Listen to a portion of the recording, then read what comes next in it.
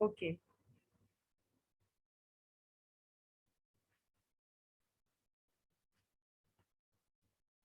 Student से join नहीं हो रहा, लेकिन मैंने अपनी साइड से सेल पे कनेक्ट करके देखा है तो ज्वाइन वो इजीली हो रहा है लिंक। मैम कुछ के साथ तो वो प्रॉब्लम ये होती है कि उन्होंने वो ऐप इंस्टॉल नहीं की होती। अच्छा ऐप ना तो भी हो, अब मेरे पास ऐप नहीं है, मैं डायरेक्टली लिंक से कनेक्ट कर रही हूँ वेबसाइट के थ्रू। ठीक है, अब हम लोग स्टार्ट करते हैं। आगे हम कर रहे थे स्ट्रेटिफाइड, क्लियर हो गया आप लोगों को? यस मैम क्लियर है। यानी आपने दो स्ट्रेटा बनाने हैं, अलग अलग स्ट्रेटा पर आपने वो फार्मूला इम्प्लीमेंट करना है जो आपको बताएगा कि आपने कौन कितना सैंपल इस स्ट्रेटा में से कितने पार्टिसिपेंट सिलेक्ट कर सकते हैं। ठीक है, और वो फार्मूला क्या होगा? Sample size divided by population size multiplied by strata size. अब जो आपका सैंपल साइज है वो जो आपने डिसाइड किया कि आपने टोटल पूरी होल पॉपुलेशन में से 5 लोग लेने हैं, ठीक है, ये डिसाइड नहीं किया कि किस ग्रुप में से कितने लेने हैं, किस स्ट्रेटा में से कितने लेने हैं, ये डिसाइड आपका फार्मूला करेगा, हेल्प करेगा आपकी। ठीक है, अभी आपको ये पता है कि आपने फुल ये जो 15 लोग हैं इसमें से 5 लेने हैं, उनके फिर आपने मेल और फीमेल अलग कर दिए हैं। मेल आपके पास 6 हैं, तो आपने 5 डिवाइडेड बाय 15 मल्टीप्लाइड बाय 6 करना है, तो 2, ठीक है, आंसर होगा।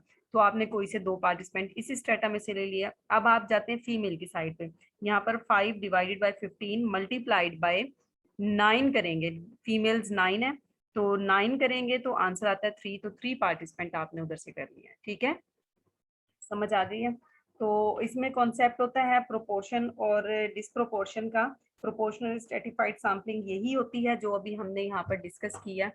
ठीक है, जो हमने यहाँ पर डिस्कस किया वो प्रोपोर्शनल स्ट्रेटिफाइड सैम्पलिंग कहलाएगी। The number of sampling units drawn from each stratum is in proportion to the relative population size of that stratum, यानी उस स्ट्रेटा का जो साइज है उसके अकॉर्डिंग या उसके रिलेटिव हम जो उसकी प्रोपोर्शन के मुताबिक जो सैंपल साइज सेलेक्ट करेंगे वो प्रोपोर्शनल स्ट्रेटिफाइड सैम्पलिंग कहलाएगा, जो कि हमने भी ये फार्मूला के थ्रू की है। ठीक है, और डिस्प्रोपोर्शन सैम्पलिंग ये होता है number of sampling units drawn from each strata is allocated according to analytical consideration, यानी फॉर एग्जांपल अगर आपके वेरिएबल ज्यादा हैं तो उसी की बेस पे आपका सैंपल साइज भी सिलेक्ट होगा। ठीक है, फॉर एग्जांपल तादाद ज्यादा है तो ज्यादा सैंपल सिलेक्ट करेंगे आप। अगर हम इस बेस पे सिलेक्शन करें तो डिस्प्रोपोर्शन कहलाएगी, यानी अगर ज्यादा लोग हैं तो ज्यादा सैंपल लें, अगर कम लोग हैं तो कम लें, तो इस तरह का हम कुछ कर रहे हैं तो वो डिस्प्रोपोर्शन सैम्पलिंग कहलाएगी। अच्छा जी, अब हम जाते हैं क्लस्टर की तरफ। क्लस्टर की और स्ट्रेटिफाइड को लोग बहुत मिक्सअप कर देते हैं कॉन्सेप्ट्स को, तो दोनों का कॉन्सेप्ट एक बात याद रखिएगा कि स्ट्रेटिफाइड में स्ट्रेटा जरूर बनते हैं, लेकिन उसमें जो होता है इंडिविजुअल मेंबर सिलेक्ट होते हैं। ठीक है, इंडिविजुअल सिलेक्ट होते हैं, जबकि यस मैम। क्लस्टर क्लस्टर अब में मुझे कट पूरा। लेना तुम। जी, कौन बात कर रहा है? ओके, क्लस्टर में पूरा क्लस्टर सिलेक्ट होता है। ठीक है, उस क्लस्टर में शामिल जितने पार्टिसिपेंट्स हैं वो पूरा आपका सैंपल कंसीडर होगा। जस्ट ये डिफरेंस है इनमें, स्ट्रेटा में आपने स्ट्रेटा जरूर बना लिए हैं लेकिन सैंपल रैंडम सिलेक्शन होगी, ठीक है, पार्टिसिपेंट्स की। और इसमें क्लस्टर सैम्पलिंग में पूरा क्लस्टर रैंडमली सिलेक्ट होगा। ठीक है, आपके पास आपने ये टोटल 15 लोग थे, 3 3 के 5 क्लस्टर्स बना दिए हैं, ये ग्रुप्स क्लस्टर कहलाएंगे। क्लस्टर्स बना दिए हैं, अब आपने रैंडमली अपनी मर्जी से कोई से भी 2 क्लस्टर सिलेक्ट कर लिए। ठीक है, तो ये क्लस्टर सैम्पलिंग कहलाएगा। अब इसमें सिंगल स्टेज सैंपल और डबल स्टेज सैंपल का कॉन्सेप्ट है क्लस्टर सैम्पलिंग में। सिंगल स्टेज सैम्पलिंग है you collect data from every unit with in the selected cluster. Single stage तो यही है कि आपने जो पूरा सिलेक्ट किया क्लस्टर, इसके हर इंडिविजुअल से डाटा सिलेक्ट करेंगे। अब जैसे इन्होंने पूरे क्लस्टर को सर्कल किया हुआ है और उसके बाद टिक आउट किया हुआ है, ठीक है, तो तीनों को टिक करने का मकसद ये है कि ये तीनों ही सैंपल का हिस्सा सैंपल हैं, पार्टिसिपेंट्स हैं सिलेक्टेड, और इन्हीं से ही डाटा कलेक्ट करना है, ये नहीं कि पूरे क्लस्टर में से किसी एक से किया है। ठीक है, डबल स्टेज सैम्पलिंग क्या कहलाती है? You select a random sample of units from within the clusters, यानी आपने जो पूरा क्लस्टर है उसमें से यानी कि पूरा जो क्लस्टर यानी जितने भी क्लस्टर्स हैं उसके दरमियान में से पूरा एक यूनिट सिलेक्ट करेंगे रैंडमली बेसिस पे, वो डबल स्टेट सैम्पलिंग कहलाएगा। ये था इन चारों का कॉन्सेप्ट। मैम डबल दोबारा बताएं। जी डबल वाला अच्छा, दोबारा बताएगा। Double stage. अच्छा, मुझे यहाँ पर इसमें थोड़ा सा प्रॉब्लम ये हो रहा है जूम पर कि मुझे स्टूडेंट शो नहीं हो रहे हैं। जब तक मैं मतलब लोग स्टूडेंट्स को देखूँ ना, नहीं बोल कौन रहा है, जवाब देते में मुझे प्रॉब्लम होती है। लेकिन चले, मैंने सेल पे कनेक्ट कर लिया, मैं देख रही हूँ आप लोगों को। तो मोहम्मद हारून, आप अपने असल नाम से ज्वाइन किया करें प्लीज, ताकि मुझे आइडिया हो कि ये स्टूडेंट के नेम्स के साथ आइडिया हो कि ये कौन बात कर रहा है और कैसा स्टूडेंट है। ठीक है। अच्छा जी, yes ma'am. Double stage sampling का मैं बता रही हूँ कि you select a random sample of units from within the cluster. ठीक है, यानी आप पूरे जितने भी क्लस्टर्स हैं उनके दरमियान से रैंडमली क्लस्टर उठाते हैं, देन आप किसी भी इंडिविजुअल से डाटा ले सकते हैं रैंडमली। ठीक है, उस क्लस्टर की ही बात सेम है, बात सेम है। ठीक है, अब सिंगल का क्या कह रहे थे, you collect data from every unit with in the selected cluster, यानी जो क्लस्टर आपने सिलेक्ट कर लिया है आप उसी के तमाम इंडिविजुअल से यानी उसी टाइम डाटा यानी ले लेंगे। अब वो ये कह रहे हैं कि आपने पूरी पॉपुलेशन में से पूरे जितने भी क्लस्टर्स आपके हैं उनमें से किसी भी एक यूनिट से डाटा कलेक्ट कर सकते हैं। यानी बात आप ये समझें कि ये जितना भी क्लस्टर दो सिलेक्ट किए हैं, सिंगल स्टेज की बात कर रही हूँ, दो क्लस्टर सिलेक्ट किए हैं ना 6 लोगों के, अब इन दो के हर इंडिविजुअल से डाटा कलेक्ट कर सकते हैं। डबल स्टेज का ये है कि वो ये कह रहे हैं पूरे 5 क्लस्टर्स को कंसीडर करके कह रहे हैं, जस्ट अल्फाज का फर्क है कि आप रैंडमली किसी भी सैंपल ऑफ यूनिट्स हैं या कोई भी विद इन द क्लस्टर्स यानी इन तमाम क्लस्टर में से उनसे डाटा कलेक्ट कर सकते हैं। मैम इसकी एग्जांपल मैं दे सकती हूँ। जी दें बेटा। जो क्लस्टर सैंपलिंग है ना, इसमें मैम हम जैसे एक स्कूल है, स्कूल में वो क्लासेस डिफरेंट होती हैं, तो जी हमने उनमें से 8 क्लास को हम उठा लेंगे और साथ में हम या 6 को उठा सकते हैं अपनी सैंपलिंग के लिए।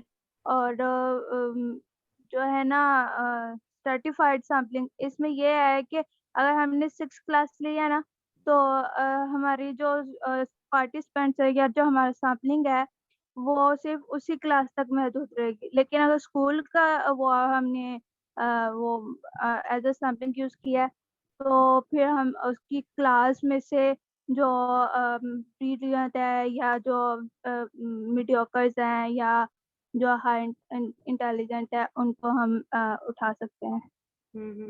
बिल्कुल सही कह रही हैं। अब कोई और स्टूडेंट ऐड करना चाहेगा? मैम ये स्ट्रेटाफाइड सैम्पलिंग में तो ये है जैसे एक ही क्लास है, ये बता रही हैं कि एक स्कूल में एक क्लास ले लें, ठीक है। तो उसमें से यहाँ हर क्लास में से एक एक ले लें या एक ही क्लास ले लें। मैं ये कहना चाह रही हूँ स्ट्रेटाफाइड सैम्पलिंग जो है ना, एक ही क्लास में आप ग्रुप बनाएं 3-4 जितने आपको अवेलेबल है सैंपल साइज, उस लिहाज लेकिन से ग्रुप ग्रुप बनाएं किसी और हर कैरेक्टरिस्टिक के ग्रुप से बेस पे होंगे। रैंडमली एक ले सकते हैं। समिया, जो ग्रुप्स होंगे ना वो किसी सेम कैरेक्टरिस्टिक्स पे बेस करते होंगे। ठीक है, स्ट्रेटिफाइड में ये याद रखिएगा। अपने रोल मतलब अपने मर्जी से नहीं बनाने। अब जिस तरह मैंने मेल एंड फीमेल ये अलग कर दिए हैं, ठीक है, इसी तरह आप फॉर एग्जांपल 10 इयर्स के जो स्टूडेंट्स हैं उनका एक ग्रुप बना लिया आपने, 12 इयर्स के जो हैं उनका एक ग्रुप बना लिया। एज पे डिपेंड कर सकते हैं, आपकी सेम कैरेक्टरिस्टिक होनी चाहिए कोई ना कोई। ठीक है, आवाज आ रही है? जी, और क्लस्टर में ये है कि ग्रुप बनाएंगे तो लेकिन 4 या 5 जितने भी हमें ग्रुप चाहिए ग्रुप बनाएंगे, लेकिन हम उनमें से रैंडमली अलग अलग नहीं लेंगे, एक ही ग्रुप को उठा पूरा लेंगे। ग्रुप, हाँ जी, एज अ होल वो सैंपल कहलाएगा। ठीक है मैम। ओके, अब हम नेक्स्ट चलते हैं। लाइट अब गई है, दोबारा चली गई है मेरी साइड पे, लेकिन जब तक ये चलता है सिस्टम हम तब तक करते हैं। नेक्स्ट है types of non probability sampling. Non probability sampling का मैंने बताया था कि हम लोग यानी नॉन रैंडम बेसिस पर जो सिलेक्शन करते हैं अपनी कन्वीनियंस के लिहाज से, हमें जिस तरीके से मतलब इजी फील हो हम डाटा कलेक्ट कर लेते हैं। सबसे यानी इजीएस्ट वे होता है ये। तो उसकी 4 किस्म की ये हैं: convenience sample, purposive sample, snowball sample and quota sample. ठीक है।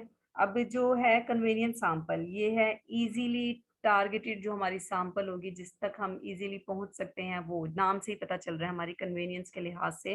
जी, जो हमें सैंपल्स मिल रहे हैं, जो पार्टिसिपेंट्स मिल रहे हैं जिनसे हम डाटा कलेक्ट कर सकते हैं, हम जस्ट उन्हीं को ही कंसीडर करते हैं। ठीक है। हमारी यानी अपनी मर्जी पर होता है। ठीक है। कोई ऐसी अच्छा जी, हमारा वो टाइम 10 मिनट्स रहते हैं रिकॉर्डिंग एंड होने में। मैं ये बहुत इजी सैम्पलिंग है, इसमें किसी किस्म के फार्मूलाज नहीं है। मैं कोशिश करूंगी कि बस इधर ही आपको करवा दूं 10 मिनट्स में। ठीक है। अब यहाँ पिक्चर में देख लें कि रिसर्चर है दरमियान में।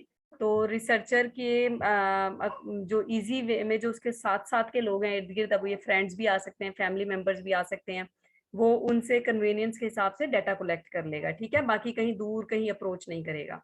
पर्पजिव सैंपल है जिसे जजमेंटल सैम्पलिंग भी कहा जाता है। ठीक है।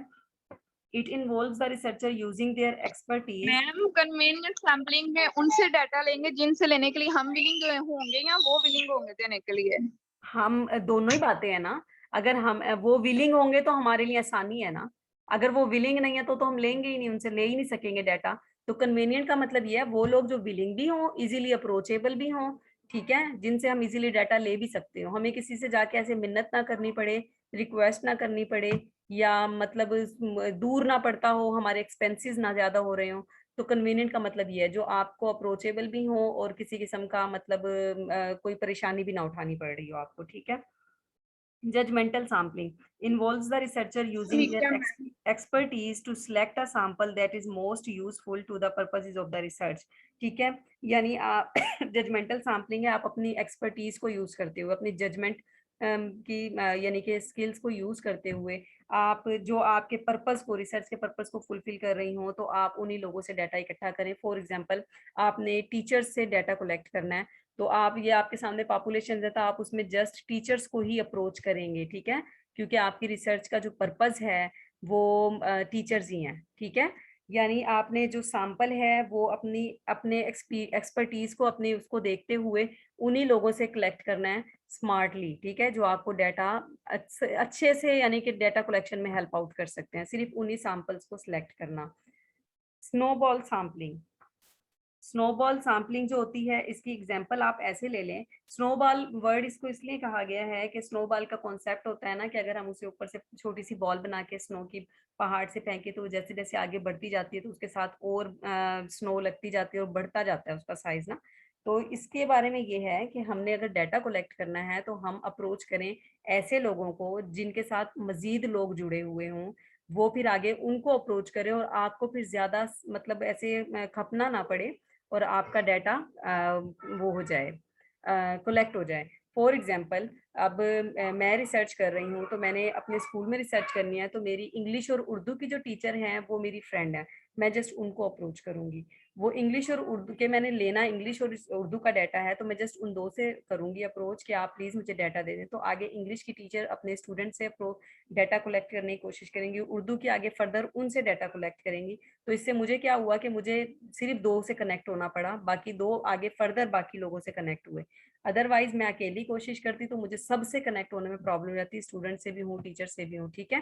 तो ये भी आप मतलब किसी किस्म की इसमें रेंडमाइजेशन शामिल नहीं होती, बस आप टोटल उन्हीं लोगों से अपने मतलब उसके लिहाज से, आसानी के लिहाज से सिर्फ उन्हीं लोगों से कनेक्ट करते हैं जो आपको फर्दर मजीद आगे आपका डाटा आगे आगे यानी पहुंचता रहे। ठीक है। फॉर एग्जाम्पल, आपने स्कूल का डाटा कलेक्ट करना है, आप डायरेक्ट हेड से अगर कनेक्ट करेंगे तो आपका डाटा इजीली हो जाएगा ना, टीचर फौरन से हेड के ऑर्डर पे कर देंगे। अगर आप शुरू करेंगे फॉर एग्जांपल पीएन से कांटेक्ट करके, तो पीएन के लिए प्रॉब्लम हो जाएगा। वो पहले हर टीचर के पास फिरेगा, जो भी है उसकी अप्रोच इतनी नहीं होगी, वो या फिर आपसे माजरत कर लेगा। तो स्नोबॉल का कॉन्सेप्ट ऐसा ही है कि ऐसे लोगों से कनेक्ट हों डाटा कलेक्शन के लिए, क्या उनके आगे फर्दर मतलब रिलेशंस हों या फर्दर वो हों, कॉन्टेक्ट्स हों, जिसकी बेस पे आपकी डाटा कलेक्शन हो जाए। कोटा सैम्पलिंग, कोटा सैम्पलिंग है कि आपने कुछ कोटास की बेस पे नॉन रैंडम बेसिस पे पॉपुलेशन के मेंबर्स को सिलेक्ट करना है, ठीक है। फॉर एग्जांपल ये एक किस्म की आइडियल टेक्निक होती है, ठीक है, किसी भी ग्रुप की कैरेक्टरिस्टिक को इन्वेस्टिगेट करने की। फॉर एग्जांपल मैं एक कोटा डिसाइड कर देती हूँ, मैं कहती हूँ जो मेल्स हैं वो 40 अबव 40, ठीक है, वो सिलेक्ट करें पार्टिसिपेंट। तो आप पूरे पॉपुलेशन में से जो अबव 40 लोग हैं उस कोटा यानी जो कोटा फिक्स कर दिया उसी की बेस पे सैंपल वो पार्टिसिपेंट सिलेक्ट कर लेंगे, तो ये कोटा सैम्पलिंग कहलाएगी। क्लियर है? Ma'am quota Yes, quota ma'am. दोबारा। कोटा दोबारा बताती हूँ। ओके, कोटा सैम्पलिंग का मैंने ये बताया है आप लोगों को कि जो कोटा सैम्पलिंग है उसमें हम कोई ना कोई कोटा फिक्स कर देते हैं। फॉर एग्जांपल यानी सिंपली इसकी डेफिनेशन है कि the sampling procedure based on quotas, ठीक है। कोटा की एक एग्जांपल मैंने दी है मेल अबव 40, यानी मैंने एक कोटा डिसाइड कर लिया है कि जो मेल होंगे 40 से अबव उनको मैंने सिलेक्ट करना है पूरी पॉपुलेशन में से। तो मैं जितने मेरे पास पॉपुलेशन के लोग होंगे, यहाँ पर पिक्चर में भी दिखाए हुए हैं, यानी 6 लोग टोटल दिखाए हुए हैं, उनमें से 3 सिलेक्ट किए हुए हैं। ये 3 40 से अबव हैं, ठीक है, बाकी 40 से इसका मतलब है लेस हैं। तो 40 से अबव वाले जो कोटा के अकॉर्डिंग मैंने सिलेक्ट कर लिया है, ठीक है। अब जिस तरह मैं ये कोटा डिसाइड कर लूँ कि काफ़ी सारे लोग हैं प्राइवेट एंड गवर्नमेंट टीचर्स सारे सामने बैठे हैं, पूरी पॉपुलेशन में शामिल है, कि मैंने सिर्फ गवर्नमेंट टीचर सिलेक्ट करने हैं, तो वो मेरा कोटा है, ठीक है, जो मैंने फिक्स कर दिया है कि गवर्नमेंट टीचर्स को पूरी पॉपुलेशन में से सिलेक्ट करने हैं। तो जो गवर्नमेंट है मैंने उनको सिलेक्ट कर लिया, वो कोटा सैम्पलिंग कहलाएगी, ठीक है। मैम मैम यहाँ पे मैं ऐड करूंगी। ये एक मिनट पहले मेरी बात सुन ले। सिर्फ 4 मिनट्स हमारी रिकॉर्डिंग एंड होने में रहते हैं, ठीक है। तो इसलिए अगर ये अचानक से स्टॉप हो जाए या हमारा ये पूरा ये क्लास यानी मीटिंग एंड होने में रहते हैं, तो आप लोग फिर हम दोबारा ज्वाइन नहीं करेंगे, क्योंकि लाइट भी चली गई है, मैं गर्मी में बैठी हूँ और बैटरी भी ज्यादा नहीं देर चल सकती। तो फिर हम इंशाल्लाह नेक्स्ट क्लास में मिलेंगे, ठीक है। Okay ma'am. हाँ जी, अब डिस्कस करें क्या करना है। मैंने ये बताना था कि कोटा सैम्पलिंग में मैम हम जैसे डिसेबल बच्चे हैं तो जी वो हम उन्हीं को ही उठाएंगे ना, कि हाँ बिल्कुल ऐसे ही जिनमें है। नहीं, डिसेबल बच्चे हैं उन्हीं को नहीं उठाएंगे हम। मिसाल के तौर पे हमारे सामने काफी सारे हर किस्म के लोग बैठे हैं, उनमें डिसेबल भी शामिल हैं। लेकिन अगर हम ये कह देते हैं कि जो हमारा सैंपल है वो डिसेबल बच्चों पे बेस करता है, ठीक है, तब वो कोटा हमने फिक्स कर दिया। अब हम उन सब लोगों में से जस्ट डिसेबल बच्चों को एज अ पार्टिसिपेंट शामिल करेंगे अपनी स्टडी में, तो वो कोटा सैम्पलिंग कहलाएगी, जी ठीक है। ऐसे ही है। हाँ जी। ठीक है। अब आप लोगों को अब ये आगे टाइप्स ऑफ रिसर्च थोड़ा सा हम कर लेते हैं, 3 मिनट्स रहते हैं, सिर्फ यही देख लेते हैं कि टाइप्स ऑफ रिसर्च तीन उसमें क्लासिफाई की गई हैं, by purpose, by method and by approach, ठीक है।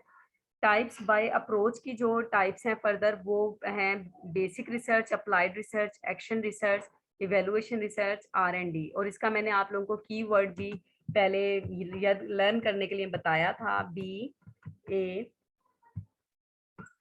एक और A देन ERD, ठीक है। ये आप बायर्ड का वर्ड याद रख लें तो आपको इनकी ये भी याद रहेंगे, basic, applied, action, evaluation, research and development, ठीक है। टाइप्स ऑफ रिसर्च है बाय पर्पस है ये। और उसके बाद नेक्स्ट था टाइप्स बाय मेथड। तो इसके लिए मैंने हेड का HED का बताया था आप लोगों को कि आप लोग ये मतलब याद रखेंगे तो historical, experimental and descriptive research का आपके सामने मतलब माइंड में आ जाएगा, आपको ये याद नहीं रखने पड़ेंगे।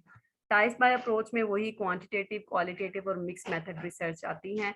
ये आप लोगों ने टिप्स पे आप लोगों को याद होनी चाहिए, टाइप्स बाय अप्रोच क्या है, टाइप्स बाय मेथड क्या है, टाइप्स बाय पर्पस क्या है, ठीक है।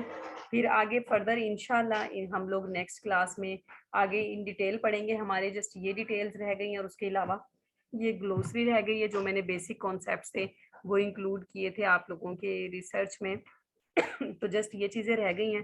ये इंशाल्लाह मेरी कोशिश तो थी आज करवा दें, लाइट बहुत परेशान कर रही है। तो अब इंशाल्लाह अगर ये रिकॉर्डिंग वाला हमारा सिस्टम सक्सेसफुल रहा तो फिर मैं जूम पे ही क्लास लिया करूंगी। तो आप लोग जूम को जरा सीख लें, समझ लें, ताकि क्लास टाइम में प्रॉब्लम ना हो, ठीक है। Yes ma'am, thank you so much. वैसे अच्छा ही रहेगा इस पे आज एक्सपीरियंस। चलें देखते हैं वो रिकॉर्डिंग सक्सेसफुल हो जाए, बस मैं अब चेक करूंगी हुआ या नहीं हुआ, क्या चक्कर है। क्योंकि पहले मैं एक बार ट्राई कर चुकी हूँ तो मेरी स्लाइड्स नहीं शो हो रही थी, रिकॉर्डिंग में जस्ट ऑडियो रिकॉर्ड हुई थी। तो इसलिए मैं फिर थोड़ा सा ऐसे हो गई थी कि दोबारा बड़ी मुश्किल से टाइम निकाल के एक लेक्चर आप लोगों का रिकॉर्ड किया था, उसमें जस्ट ऑडियो थी, स्लाइड्स नहीं थी। अब देखती हूँ, ये मैंने स्लाइड्स इसलिए फुल नहीं की अब की बार के, उस टाइम पे मैंने स्क्रीन फुल कर दी थी तो शायद उस वजह से नहीं आई। मैंने कहा अब मैं ये ट्राई करके देखती हूँ।